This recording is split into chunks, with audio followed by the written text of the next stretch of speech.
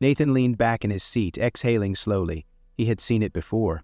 Subtle, almost imperceptible acts of bias, small enough to be excused but heavy enough to leave a mark. But this wasn't subtle. He had asked for headphones. He was told there were none. Minutes later, a white passenger in front of him was offered a pair without hesitation. Nathan tapped his fingers against the tray table, his mind racing. Should he let it go? Should he call it out?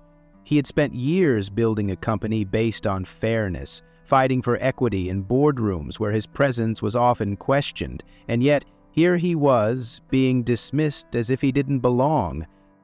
Across the aisle, Zoe, the young woman with blue hair, pulled down her headphones, her eyes flicking between Nathan and the flight attendant. "That was messed up," she murmured. Michael, the businessman next to him, shifted uncomfortably. He had seen it too, and for a moment the weight of silence threatened to swallow them all. But then Michael cleared his throat. Loudly, "Excuse me," he called to the flight attendant, his voice carrying over the hum of the cabin. "I think you forgot someone." The moment froze. Passengers turned. The flight attendant stiffened. Nathan felt a slow smile tug at the corner of his lips. Maybe today's silence wouldn't win. But before we dive deeper into this story, let me know, where are you watching from? Drop your location in the comments, and if you love stories like this, don't forget to subscribe and hit that notification bell so you never miss an update. Nathan Carter sat in the back of his car, fingers drumming lightly against his knee as the city skyline blurred past the tinted windows. At 42, he had built Viridian Technologies from the ground up, turning it into a leader in AI and automation. His name carried weight in the corporate world, commanding respect in boardrooms filled with billion-dollar investors. Yet no matter how many deals he closed or innovations he pioneered, he knew one undeniable truth. Outside of those rooms, stripped of his tailored suits and executive status, people saw him differently. Today, he was putting that reality to the test again. Dressed in a simple hoodie, dark jeans, and a pair of sneakers, Nathan had deliberately chosen to blend in. No assistance, no VIP treatment, no first-class luxury, just another traveler in economy, navigating the chaos of the airport like everyone else. He had done this before, not just out of curiosity, but as a quiet, necessary reminder. When no one knew who he was, when there was no assumption of power or influence, how would they treat him? More importantly, what would that tell him about the world he was still fighting to change? His flight was bound for San Francisco, where he was set to meet James Foster, the CEO of Helios Energy, a rising force in sustainable technology. Their companies were considering a merger, one that had the potential to revolutionize clean energy solutions across multiple industries. On paper, the numbers aligned, the projections were promising, and investors were eager. But Nathan never made decisions based on spreadsheets alone. Leadership mattered. Ethics mattered. He needed to sit across from Foster, look him in the eye, and see if the man's values truly matched his own.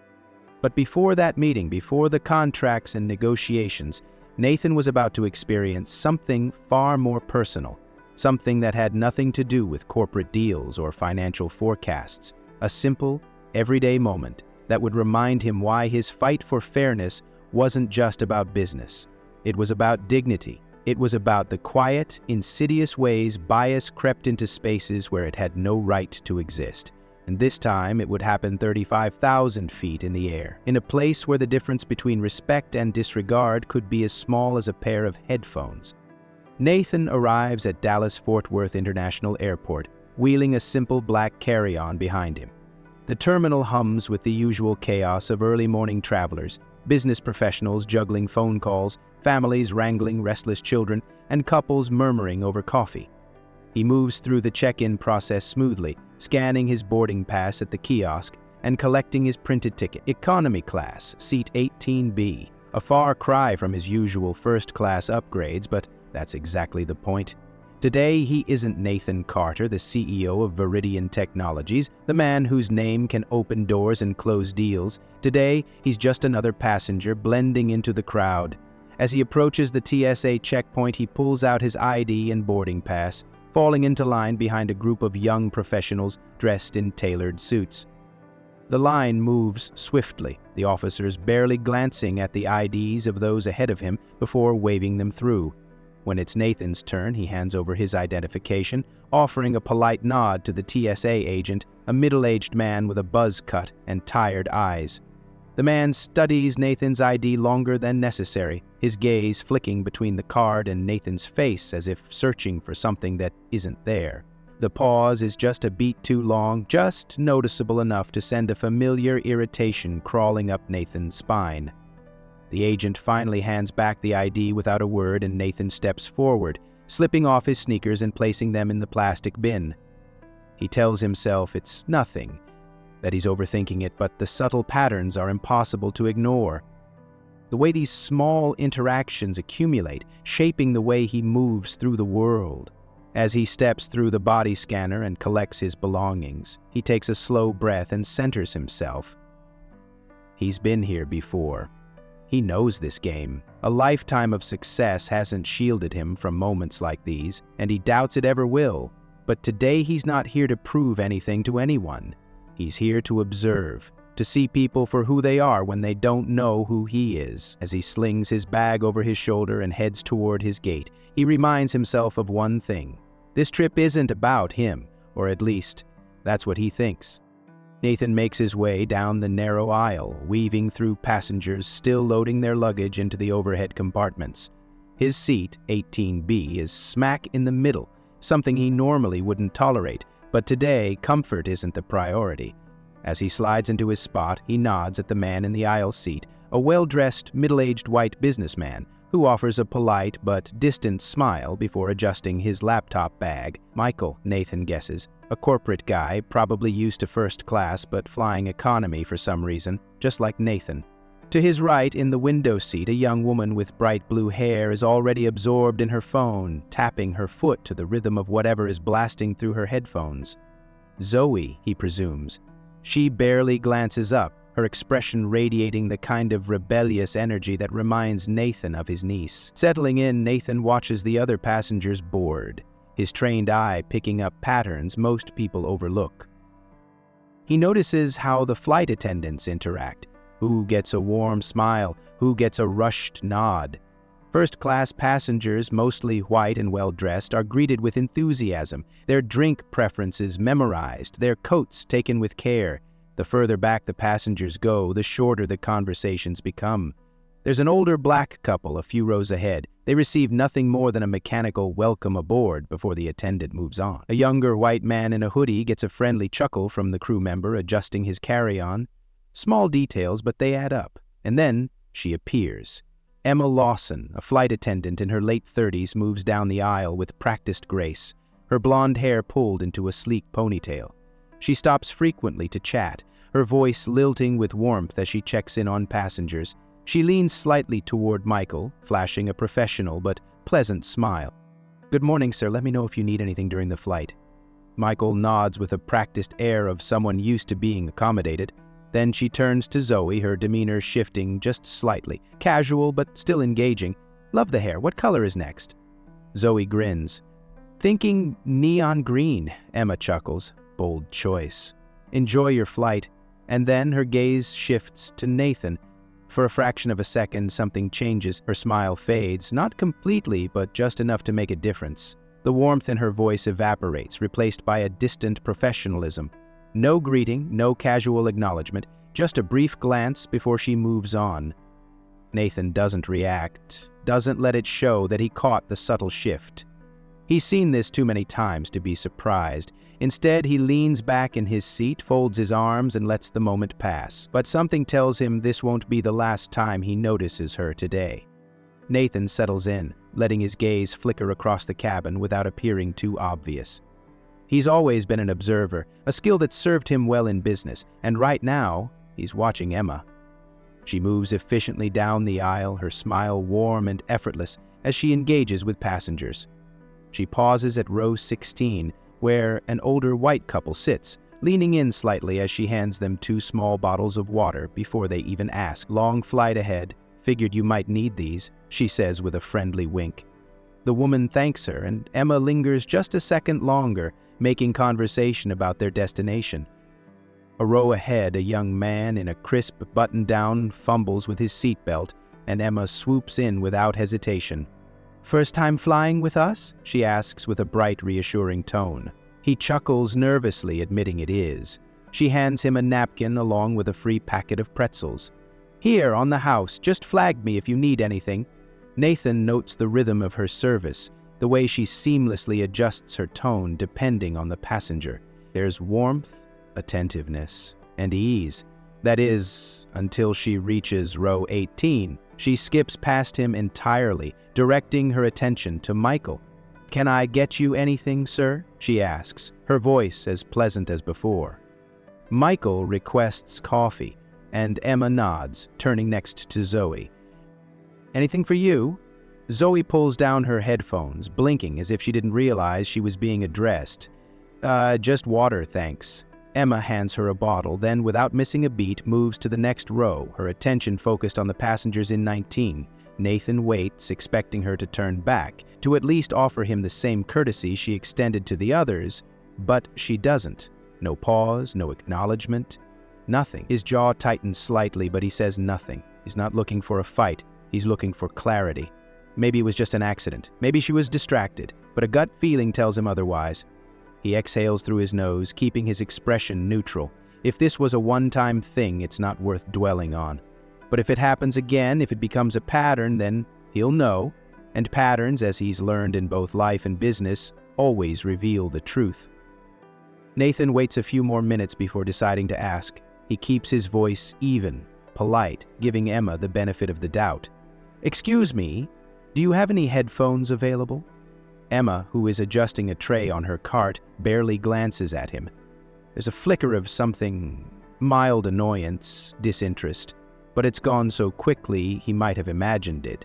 "We're out," she says curtly, already turning away. Nathan blinks, processing the bluntness of her response. No apology, no explanation, no checking. Just a quick dismissal. Still, he nods, choosing to accept it at face value. It's a minor inconvenience, nothing worth dwelling on. Maybe they really don't have any left. Maybe this flight just wasn't stocked well. He shifts in his seat and pulls out his phone, scrolling through offline notes for his meeting in San Francisco. His focus drifts in and out, his mind unsettled, but he brushes it off. It's just a pair of headphones. A few minutes later, movement catches his eye. Emma stops at the row ahead of him, leaning toward the man in 17A, a white passenger in his late 20s, wearing a Stanford hoodie. She smiles, her voice softer, more engaged than before. "Would you like a pair of headphones?" The man looks up, surprised. "Oh, sure, I didn't think they were available. We only have a few left," Emma says warmly, reaching into her cart and pulling out a neatly wrapped set. "But I can grab you a pair." Nathan stares, his body going still. The same request, the same product, but a completely different response. His jaw tightens, but he says nothing. He says nothing. He simply watches as the young man thanks her, sliding the headphones over his ears without a second thought. His stomach churns with something bitter, something too familiar to be surprising, but still sharp enough to sting. Beside him, Zoe pulls down her headphones, her bright blue hair shifting as she glances between Emma and Nathan. Her brows furrow. She saw it too. So did Michael, who exhales slowly, shifting in his seat. Nathan doesn't look at either of them. He doesn't need validation. He knows what just happened. He's known it his entire life. It's the way doors subtly close without a sound, the way opportunities shrink in spaces where they should be equal. It's the unspoken rule that people like Emma follow without realizing they've learned it, to accommodate some while dismissing others. His fingers curl against the armrest for just a second before he exhales, releasing the tension. It's not about the headphones. It's about what they represent. And now, he's paying attention. Nathan forces himself to stay calm, to think logically. Maybe Emma really did just find an extra pair. Maybe another passenger had returned them, or maybe the stock had been replenished somehow. He wants to believe it was a coincidence because the alternative is a reality he's tired of confronting. He's here for business, not to dissect every slight, every moment that reminds him of the weight he carries simply for existing in spaces like these. So he exhales, shifts in his seat, and convinces himself to let it go. But then, The drink service begins. Emma moves down the aisle again, smiling, chatting, engaging effortlessly with the passengers in front of him. She hands Michael a cup of coffee with a polite nod, then turns to Zoe, who asks for a ginger ale. "Sure thing," Emma says, placing the can on her tray, and then, without so much as glancing at Nathan, she moves to the next row. The moment is so blatant, so deliberate, that for a second Nathan wonders if he's imagining it. But the pause, the silence, the deliberate absence of acknowledgement, it's all there. Michael hesitates, his fingers tightening slightly around his cup. Zoe's lips part, as if she's about to say something, but she stops herself. Nathan says nothing. He doesn't call her back, doesn't demand a drink, doesn't react at all. Instead, he lets the realization settle over him, as heavy as it is familiar. If he speaks up, he knows how it will play out. The looks, the tone, the thinly veiled condescension, the forced apology that won't mean anything, the way people around him might shift uncomfortably, unsure of whose side to take. He's had enough boardroom meetings to know how quickly people turn defensive when called out, how fast a legitimate concern can be spun into an accusation of overreacting. So he leans back, arms folding across his chest, and simply watches. Emma continues down the aisle, still smiling, still warm and attentive to everyone else. But not him, never him. And that's when he knows. It was never about the headphones. It was never about an oversight. It was a choice. One she made without hesitation, without realizing that every moment like this chips away at something bigger than just a single passenger's comfort. Zoe shifts in her seat. "That was weird," she murmurs, just loud enough for him to hear. Nathan lets out a quiet breath. "Yeah," he says, his voice steady. "It was." He doesn't need to say anything else, because now it's not just him who noticed, and that changes everything. Emma moves effortlessly through the aisle, balancing the drink tray with the ease of someone who has done this 1,000 times before. She stops at each row, asking the same question in the same friendly, patient tone. "Anything else to drink?" She refills cups without hesitation, topping off coffee, passing out sodas, handing bottles of water to passengers without a second thought. She reaches Michael, flashing a practiced smile. "Would you like another coffee, sir?" Michael nods. "That'd be great. Thank you." She carefully pours from the carafe, ensuring the level is just right before moving to Zoe. "Need more ginger ale?" Zoe glances at Nathan before answering, "Sure." The can lands on her tray with a soft clink, and then, without a single word or glance toward Nathan, Emma moves to the next row. Zoe shifts, her eyes darting between Emma's retreating form and Nathan's untouched cup. Her elbow nudges his lightly. "I think she forgot you." Nathan exhales slowly, tapping his fingers against the armrest. "Yeah," he says, keeping his voice light, unconcerned. "Looks like it." But he knows better, and now so does Zoe. There's no forgetting, not when she had stopped, not when she had taken her time with everyone else. This wasn't a mistake, but Nathan doesn't want to cause a scene. He knows exactly how this plays out if he does. A polite but defensive response, a half-hearted apology, a dozen pairs of eyes watching to see if he'll be one of those guys who makes everything about race. He's seen it before, lived it before, so he waves it off. But the quiet unease lingers between him and Zoe like a thread pulled too tight. Minutes later, Emma is back with a tray of pre-packaged snack boxes, moving efficiently through the rows, handing them to passengers. Michael accepts his with a distracted nod, pulling out his credit card. "No rush, sir," Emma says smoothly. "You can settle up later." A couple rows ahead, a young woman gets her snack box with the same response. Nathan watches the exchange carefully, waiting to see if the pattern continues. Then Emma turns to him. "Would you like a snack box?" Her tone is neutral, clipped. Nathan considers refusing just to avoid the inevitable, but something in him won't let it go. "Sure," he says, reaching for one. Before he can even pull it onto his tray, her voice cuts in. "It's $5, cash or card." The shift is so small, but so sharp, it slices through the moment like a blade. Nathan's grip tightens on the box. The others weren't asked to pay up front, but he is. Michael, who has been pretending not to listen, stiffens slightly beside him. Nathan meets Emma's gaze, holding it for a fraction longer than necessary, searching for something, an explanation, an excuse, even just a flicker of acknowledgement, but she gives him nothing, just a blank, impassive stare. He pulls out his card, handing it to her without a word. She swipes it quickly, sets down the receipt, and moves on as if the interaction never happened. Michael clears his throat, shifting in his seat. He trails off, choosing his words carefully. Nathan lets out a breath, shaking his head slightly. Yeah, he mutters. It was. He doesn't have to say anything else, because now Michael has noticed too, and that means everything. Michael shifts in his seat, fingers tapping lightly against his armrest. His jaw is tight, his brows slightly furrowed, as if he's working through an internal debate. Nathan doesn't need to be a mind reader to know exactly what's running through his head, the hesitation, the discomfort, the silent question of whether it's worth speaking up. Nathan has seen it before. Good people, decent people, caught between what they know is wrong and the easy option of staying quiet. Michael exhales sharply through his nose, but still, he says nothing. Zoe, on the other hand, isn't wired for restraint. She huffs under her breath, shifting in her seat as she shoots a glare toward the aisle where Emma has disappeared.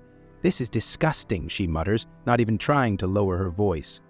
Nathan tilts his head slightly, a small smirk ghosting over his lips despite himself. "Yeah." Zoe turns to him fully now, blue hair spilling over her shoulder as she gestures toward where Emma had been standing. "Yes, I mean, she didn't even try to hide it. You asked for headphones and she said they were out. Then she handed them to that guy in front of us like you weren't even here. The drink thing, the snack thing, come on, it's not even subtle." Michael clears his throat, rubbing the back of his neck. "I mean, she could have just..." Zoe shoots him a sharp look. Don't do that thing where we try to explain away something that's obvious. You saw it, I saw it. Hell, half the row probably saw it." Michael presses his lips together, looking conflicted. Nathan just watches, letting them go back and forth, feeling the tension in the air grow heavier.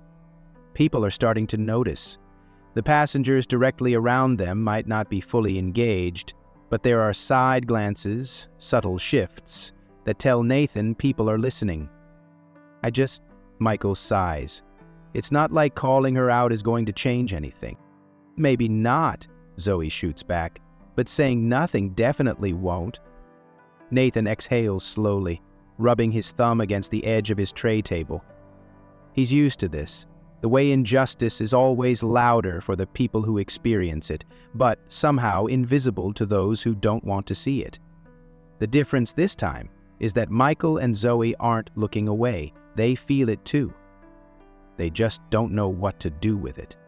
Michael shakes his head, his voice quieter now. "I don't like this. I don't like how it feels." Nathan nods, looking straight ahead. "Welcome to my world." Michael exhales sharply, shifting in his seat like he's shaking off a weight.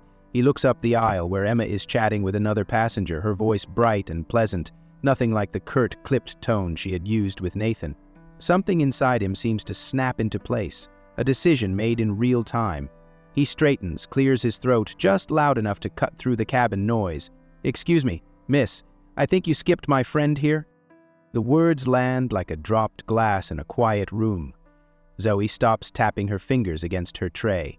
Nathan, who had resigned himself to letting this play out without intervention, turns slightly toward Michael, surprised but unreadable. Emma, halfway through handing a napkin to a passenger in row 19, pauses. The tension in her shoulders is almost imperceptible, but Nathan sees it. She turns, her face tightening for just a second before smoothing into a neutral mask. "I'm sorry." Her voice is polite but thinner now, stretched tight like she already knows where this is going. Michael doesn't back down. "My friend here," he says, gesturing toward Nathan, "never got a drink when you did service earlier. He asked for headphones and you told him they were out, but then you gave a pair to the guy in front of us. You just charged him up front for a snack, but you didn't ask me to pay right away. I just want to make sure that was an accident." There it is, clear, direct. Nathan watches the moment unfold, watches Emma's reaction as she processes how visible her actions have become. He sees the flicker of irritation, the quick calculation in her eyes. She glances toward Nathan, her smile no longer reaching her eyes. "Oh," she says, the word landing stiffly. Of course. I must have gotten distracted. What can I get you?" Nathan doesn't answer right away. He lets the silence stretch just a beat too long, lets the weight of what's happening settle over them. Then, when he speaks, his voice is smooth, controlled, not a hint of emotion breaking through. "I'd like the same courtesy you've given others." The sentence is simple, but it hits like a slap. He doesn't raise his voice, he doesn't accuse, but the meaning is crystal clear. Emma's lips press together for a fraction of a second before she forces a smile, the kind that's all muscle and no warmth. "Of course, sir. What would you like to drink?" Nathan holds her gaze, watching the way her hands tighten around her tray, the way she's desperate to move on, to smooth things over without admitting anything. The thing about bias is that it's easy to deny when no one calls it out. But now, it's in the open. She can't take it back. "I'll take a water," Nathan finally says, his voice level, since that seems to be standard. Emma nods stiffly, quickly pouring the water and setting it on his tray. She doesn't say another word before she turns and moves on. Michael leans back in his seat, shaking his head. "Unbelievable," he mutters. Zoe smirks, arms crossed. Guess it's not so easy to ignore when people are paying attention. Nathan picks up the cup, taking a slow sip. "No," he murmurs, more to himself than to them. "It's not." Emma disappears down the aisle, but Nathan knows this isn't over. He can feel it. The way her back stiffened as she walked away, the way her hand clenched around the tray just a little too tightly. She isn't the type to let something like this slide, not after being called out in front of passengers. And sure enough, minutes later she returns. But she's not alone. Trailing behind her is a man in his early 50s, broad-shouldered with graying hair and the stiff posture of someone who takes his authority a little too seriously. His name tag reads Richard, lead attendant, and the way he scans the row before locking onto Nathan tells him everything he needs to know. Nathan exhales slowly, already preparing for what's about to happen. Richard stops just beside Emma, planting his feet like he's ready for confrontation. His voice is firm but overly polite in the way that suggests control rather than courtesy. "Sir, do we have an issue here?" The words are spoken just loudly enough for the surrounding rows to hear. A calculated move. Make it public. Put the pressure on. Make the passenger look like the disruption, not the employee. Nathan has seen this tactic before. Turn the person pointing out the problem into the problem itself. Nathan doesn't take the bait. He meets Richard's gaze, his expression unreadable, his voice calm. "I'm not sure why you're here," he says simply. "I asked for a pair of headphones earlier and was told they were out. Then I watched as one was handed to the passenger in front of me. I also wasn't offered a drink when service came through. When my seatmate pointed it out, I was suddenly given water. No issue on my end, just an observation." Richard's jaw tightens slightly as if the response isn't what he expected. He was likely prepared for defensiveness, frustration, something he could latch onto and use as justification for his presence. Instead, Nathan is composed, collected, and completely in control of his tone. Emma shifts beside Richard, her hands clasped in front of her, face neutral but tense. Richard glances at her briefly before looking back at Nathan. "I'm sure it was an oversight," he says, the words smooth but dismissive. "Our flight attendants serve a lot of passengers. Sometimes things get missed." Michael scoffs under his breath, barely loud enough for anyone to hear, but Richard's eyes flick to him anyway. Zoe doesn't even try to hide her reaction, shaking her head with a sharp, disbelieving huff. Nathan leans forward slightly, resting his elbows on his knees. "I'm sure they do," he says evenly, "but it's funny how I was the only one in my row that got missed multiple times." Richard stiffens just a little, his jaw working like he's grinding his teeth. He opens his mouth to respond, but before he can, someone else speaks. "Yeah," Michael says suddenly. "It is funny." Zoe doesn't hesitate. She unbuckles her seatbelt and stands, not fully upright because of the cramped space, but enough to make a statement. Her voice cuts through the low hum of the cabin, sharp and unwavering. "No, but your crew sure does. A ripple moves through the nearby passengers, heads turning, eyes widening. A few people pretend not to listen, but Nathan knows better. Everybody is listening. Richard's polite mask cracks just slightly before he recovers, shifting his weight like he's recalibrating his approach. "Ma'am, please remain seated."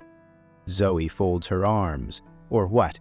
You'll call the air marshal because I pointed out something we all just watched happen?" Michael exhales through his nose, shaking his head as he leans back in his seat. "Look, I travel a lot," he says, his voice lower but no less firm, "and I see a lot of things. Some subtle, some not. But this..." He gestures vaguely toward Emma without looking at her. "This is blatant."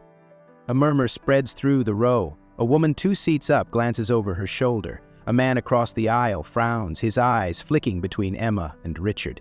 Nathan doesn't move, doesn't shift, just watches the moment stretch, watches Emma's fingers twitch slightly where they rest against her apron. Richard straightens, his voice dropping into a more authoritative register. "Sir, I think we should de-escalate the situation before this becomes..." Nathan lifts a hand, stopping him. He's done playing along.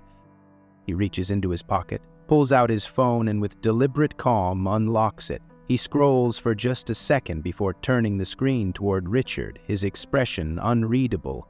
"De-escalate," Nathan repeats, his voice quiet but carrying weight. "I was actually invited by your airline CEO to discuss diversity initiatives. Guess I'll have a story to tell." The reaction is instant. Richard's carefully crafted authority wavers, his composure cracking just enough for Nathan to see the shift in his eyes, the recognition of exactly how badly this could spiral. Emma, who had been standing stiffly beside him, pales. A heavy silence falls over the group. Nathan doesn't move, doesn't blink, just lets the words settle, lets them soak into the moment, into the tension that has nowhere to go now. Richard clears his throat, his voice suddenly strained. "Mr. Carter, I apologize if there was a misunderstanding." Nathan tilts his head slightly, voice still perfectly even. "I don't think there was." Emma stares at the phone screen as if it's a ticking bomb. Her face has lost its forced neutrality, replaced with something dangerously close to panic. She opens her mouth, then closes it, choosing silence over whatever excuse had been forming. Richard exhales sharply, hands tightening at his sides. He knows they've lost control of the narrative. "And Nathan?" Nathan knows, he just took it back. A rustle spreads through the cabin as passengers shift in their seats, eyes darting between Nathan, Richard, and Emma. Then the unmistakable sound of a phone recording. A man across the aisle lifts his phone just slightly, his screen angled toward the scene.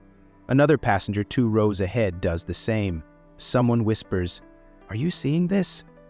The air inside the cabin thickens, the pressure shifting. This is no longer just a quiet moment of discrimination swept under the rug. Now there are witnesses. Now there is proof. Emma sees it too. The moment she notices the cameras, her face drains of color. Her confident, controlled mask crumbles at the edges, the corners of her mouth tightening, her hands locking into stiff fists. She shifts, her weight moving from one foot to the other like she's preparing to step back, to disappear. Richard, on the other hand, straightens, his entire demeanor changing from confrontation to containment. The power he thought he had a minute ago is gone, and he knows it. Nathan watches it all unfold, his pulse steady. He doesn't move, doesn't need to. The weight of the moment is doing all the work for him. The quiet fury in Zoe's stance, Michael's simmering disbelief, the passengers murmuring, filming, waiting for what happens next. It all fills the space between them, making it impossible to ignore, impossible to dismiss. Richard exhales sharply and adjusts his stance. "Sir," he says, his voice no longer carrying the same authority it did earlier, "I want to assure you that our crew's priority is to provide the best experience for all passengers. If you feel that wasn't the case, I sincerely apologize." The words sound scripted, calculated, like they've been plucked from a corporate handbook designed to minimize liability. Nathan just watches him, unmoving. Emma's breathing is uneven now, her gaze flitting toward Richard as if silently begging him to get her out of this. But there's no saving her from this moment. Not now. Not when too many people have seen what happened. Richard clears his throat. Please, let me know if there's anything I can do to make your flight more comfortable. Nathan doesn't respond right away. Instead, he lets the silence linger, stretching just long enough for Richard to squirm. Then, slowly, he leans back in his seat, exhaling as if the conversation is no longer worth his energy. He picks up the plastic cup of water Emma had reluctantly given him earlier and takes a slow sip. Then, finally, he sets it down and meets Richard's gaze. I think I'm good, he says, his voice even, effortless. Richard hesitates, searching for something more to say, but there's nothing left. The moment has already passed. He nods stiffly, turns, and walks away, Emma trailing after him, her face tight with humiliation. Nathan doesn't watch them go. He doesn't need to. The fight is already over. Nathan steps off the plane, rolling his shoulders as he moves through the terminal.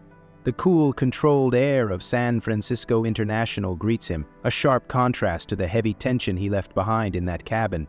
He spots Sophia Reed, his longtime business partner, waiting near the baggage claim, her arms crossed, her sharp eyes scanning the crowd. When she sees him, she lifts a hand in greeting before walking toward him with purpose. All right, she says before he can even set his bag down. What happened? Nathan exhales, giving her a look. That obvious? Sophia raises an eyebrow. Nathan? I know that face. That's the face you make when you're deciding whether to let something slide or burn a system to the ground. He huffs a quiet laugh, shaking his head, but she doesn't drop it. Spill, she presses. So he does. He tells her everything. The headphones, the skipped service, the upfront snack charge, the supervisor trying to spin it back on him, and how it all unraveled once passengers started recording.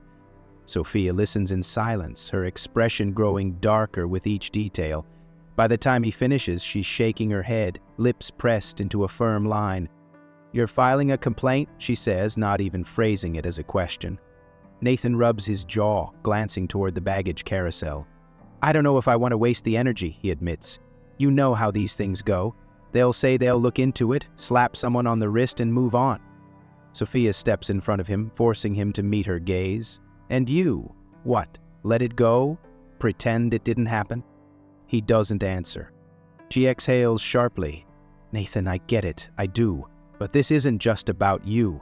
How many times has she done this to someone who didn't have the ability to fight back? How many times has she gotten away with it? You know what happens when nobody speaks up. She keeps doing it, and worse, she teaches others that they can too. Nathan clenches his jaw, considering that. He knows she's right. He always knows she's right. Fine, he mutters, pulling out his phone. I'll file the damn complaint. 2 days later, he gets the call from the airline's corporate office. Mr. Carter, a smooth professional voice greets him. I wanted to personally follow up on your report regarding the conduct of our in-flight crew. Nathan leans back in his chair, glancing out the window of his hotel room. I'm listening. We've conducted a preliminary review, and I want to first extend our sincerest apologies for your experience. We take these matters seriously, and as a result, we have taken immediate action. He waits. The flight attendant in question, Emma Lawson, has been suspended pending further investigation. Additionally, her direct supervisor, Richard Miller, is under review for mishandling a passenger complaint. Nathan exhaled slowly, absorbing the information. We would also like to invite you to a conversation with our leadership team regarding bias training and policy improvement. We recognize this is an issue that needs addressing, and we appreciate your willingness to bring it to our attention. Nathan smirks faintly. Glad to hear it. Let's set that up. Nathan ends the call and sets his phone down, staring out the hotel window at the city lights stretching endlessly beyond the glass. San Francisco hums with life below him. Cars weaving through intersections, people moving with purpose, unaware of the thoughts churning in his head. He's had his fair share of battles, both in boardrooms and in everyday life, but this one lingers in a way that surprises him. Maybe it's because it was so small, so insidiously normal, the kind of thing that happens 1,000 times a day in 1,000 different places, the kind of thing that people brush off, that they tell themselves doesn't matter, except it does. He rubs a hand over his jaw. thinking back to the moment he decided to start Viridian Technologies. He had spent years climbing corporate ladders, proving himself over and over again, in rooms full of people who underestimated him. He had sat through meetings where his ideas were dismissed only for someone else to repackage them and get applause. He had watched as promotions went to less qualified men who never had to question whether they belonged in the spaces they walked into. And when he finally built something of his own, he swore it would be different. No one at Viridian is ever overlooked because of their race, their gender, their background. He made sure of that. His hiring policies are airtight, his leadership team diverse, his company culture built on merit, respect, and fairness. And yet, no matter how much power he amasses, no matter how many millions his company generates, he still finds himself sitting in a cramped airplane seat, having to prove he deserves basic courtesy. He exhales, slow and measured. This flight was a reminder, a sharp, unavoidable one, of why the fight never really ends.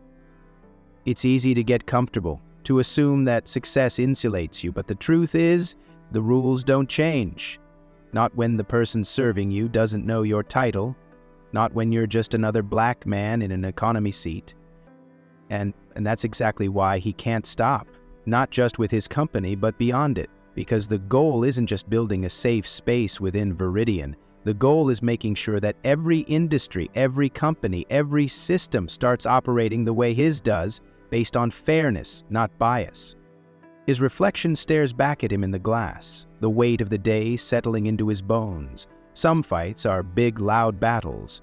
Others are quiet, insidious ones, hidden in the cracks of everyday life.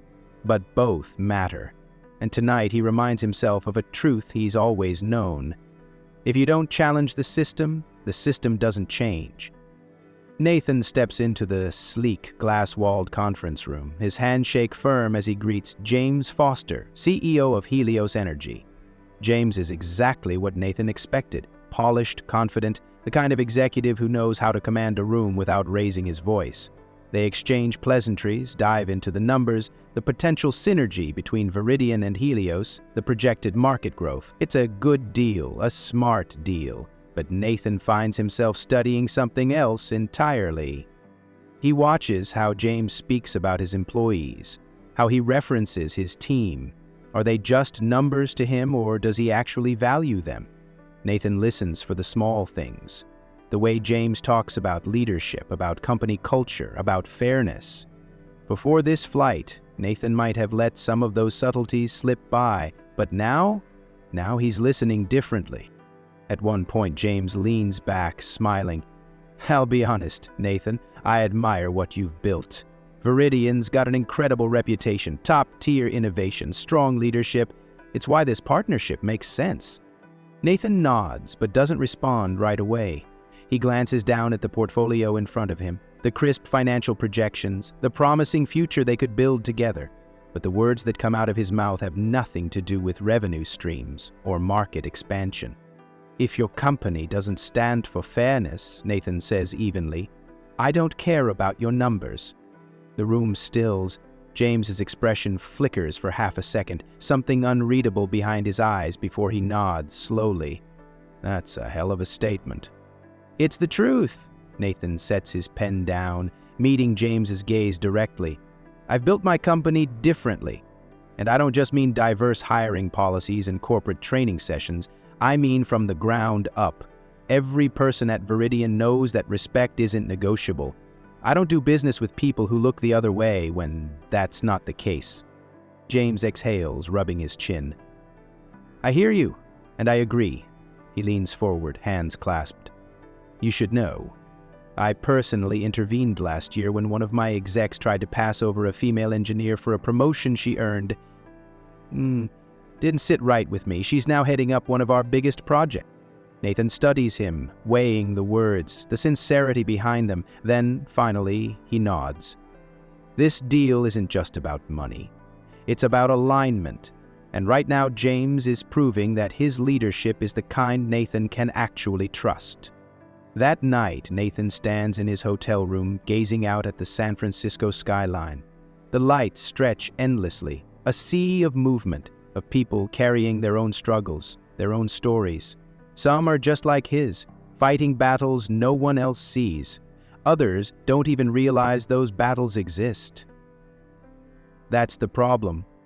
We can't ignore what doesn't affect us, Nathan murmurs, the words settling into his chest. He thinks about Michael hesitating before speaking up, about Zoe refusing to stay silent, about the passengers who started recording, who forced accountability into the moment. This fight isn't over. It never is. But tonight, he's more certain than ever that silence is never an option. He straightens, his reflection staring back at him in the glass. He thinks of the people who made him who he is, the values his company stands on. Then he picks up his phone, opens his email, and starts drafting a message to the Airline CEO, to his team, to anyone who needs to hear it. Be the change. Nathan finishes typing, his fingers pausing over the keyboard as he rereads his words. His email to the Airline CEO is direct, firm, but professional. He outlines what happened, the blatant bias, the attempted cover-up, the way the power dynamic only shifted once the situation became public. He doesn't ask for compensation. He doesn't want a hollow apology. What he wants is real change. He presses send, knowing that whether or not they act on it, his voice is now part of the record. He leans back, the glow of the city stretching behind him, his reflection staring back through the glass. His mind drifts to that moment on the plane, the tension, the unspoken question in Michael's eyes, the fire in Zoe's. They had both seen it. One hesitated before speaking up, the other didn't. And the rest of the plane? Most of them sat in silence, watching, waiting, choosing whether or not to care. That's what lingers with him the most. Not just what happened, but how people reacted. His phone buzzes. A message from Michael. Saw an article about bias in corporate hiring. Made me think of our flight. I'm paying more attention now. Thanks for that. Nathan exhales slowly. People pay attention when they're forced to. But what about when no one's watching? He types out a response. Glad to hear it. Keep paying attention. Keep speaking up. Before he puts his phone down, he opens a blank note. He types one sentence, a question that's been looping in his mind since that flight. How many times have you seen discrimination, and what did you do? He lets the words sit there, staring at them. He knows the truth. Most people see it and do nothing. They make excuses. They tell themselves it's not their problem. They convince themselves it's not bad enough to step in. They wait for someone else to speak first. But change doesn't happen in silence. It happens in moments like the one on that plane, where someone finally says, "No, this isn't right." Nathan locks his phone, pushing himself up from the chair. He's tired, but it's the kind of exhaustion that fuels something deeper. The work isn't done. It never is. But tomorrow, he'll keep pushing. In his company, in his partnerships, in every space he walks into. Because that's what real leadership is. Be the change. Nathan exhales, the weight of the day still lingering, but beneath the exhaustion there's something else. Resolve. He knows this isn't just about him. It never was. It's about every person who's ever been dismissed, overlooked, or made to feel invisible. It's about the silent battles people fight every day, the ones that don't make headlines but cut just as deep. He thinks about all the moments people choose to stay quiet, not because they don't care, but because they don't know what to do. The hesitation, the doubt, the fear of getting involved. But change doesn't come from silence. It comes from action, from speaking up, from refusing to look away, from making it clear that respect isn't optional. He grabs his phone again, reopening the note where he typed the question earlier. This time, he adds one more sentence. What's your story of standing up against discrimination? Nathan knows that moments like this, the ones that force people to confront the truth, to question their own role in the world, those are the moments that lead to real change. And change isn't just for boardrooms or courtrooms or viral news stories. It happens in the everyday. On planes, in workplaces, in conversations that make people uncomfortable but push them forward. He steps away from the window, feeling the weight of responsibility but also the fire of purpose. He's done letting things slide. He's done watching and waiting, because change starts with one voice. And today, his voice was heard. Share your story in the comments. When was the moment you stood up? When was the moment you realized staying silent wasn't an option? Let's talk, let's learn, let's grow. And don't forget, like, share, and subscribe for more stories that challenge, inspire, and push us all towards something better. Because together, we create the world we want to live in.